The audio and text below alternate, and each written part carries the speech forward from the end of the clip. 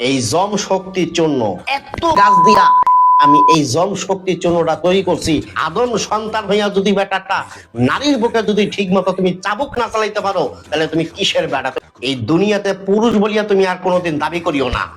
যদি একটা নারীর বুকে যদি ঠিক মতো তুমি যদি না চালাইতে পারো, ঠিক মতো শক্তি চলবে, লাম্বইব 4 থেকে 5 ইঞ্চি মায়ালকে পাশে বইয়া হারারে ধরিয়া টিপো সাপ একটা কোড়ার মাথায় আইব না। আমি হাকিম মোহাম্মদ নবীর হোসেনে কি দেখছেন, কি খাইছেন, খাইতে খাইতে আপনি ঠাকুর হয়ে গেছেন। আপনি আমার এই জম শক্তি চূর্ণটা খান, দদির মতো গাঢ় হবে, টানিয়া টেনিস বলের মতো ছোট হইব, পানি পড়া বন্ধ, ক্ষয় সপ্তদোষ বন্ধ, স্বাস্থ্যবড়ি ফিকার ভালো।